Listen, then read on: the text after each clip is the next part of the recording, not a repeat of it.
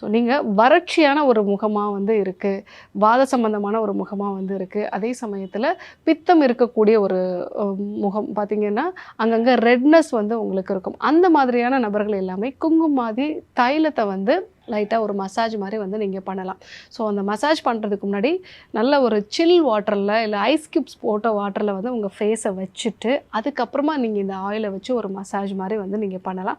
அடுத்ததாக oily skin இருக்கிறவங்க, அதே மாதிரி ஃபேஸ் ரொம்ப பஃபியாக இருக்குது அப்படின்னு சொல்கிறவங்க குங்குமாதி தைலத்துக்கு பதிலாக குங்குமாதி லேப்பம் வந்து பயன்படுத்தலாம். இவங்க எப்படி வந்து இதை யூஸ் பண்ணணும் அப்படின்னா, ஸோ நல்லா ஒரு டம்ளர் பால், அது கூட 2 டம்ளர் தண்ணி சேர்த்து வந்து கொதிக்க வைக்கணும். அந்த கொதிக்க வைக்கும்போது வரக்கூடிய ஆவி வந்து ஃபேஸில் படுற மாதிரி ஒரு 10 நிமிஷம் வச்சுட்டு நம்ம ஃபேஸை நல்லா வந்து க்ளீன் பண்ணிடும். அதுக்கப்புறமா இந்த குங்குமாதி லேப்பம் வச்சுட்டு ஒரு மசாஜ் மாதிரி வந்து நம்ம பண்ணலாம்.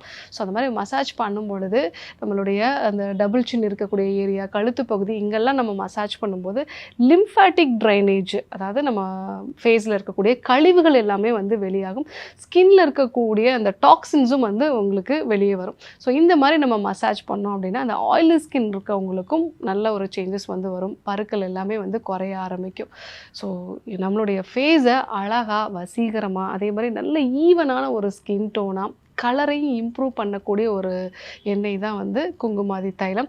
ஸோ இதை வாத உடலாக இருக்காங்க, ட்ரை ஸ்கின் இருக்கிறாங்க, ஸோ இவங்க எல்லாருமே வந்து தைலமாக வந்து நம்ம பயன்படுத்தலாம். ஆயிலி ஸ்கின் இருக்கிறவங்க லேபமாக வந்து பயன்படுத்தலாம்.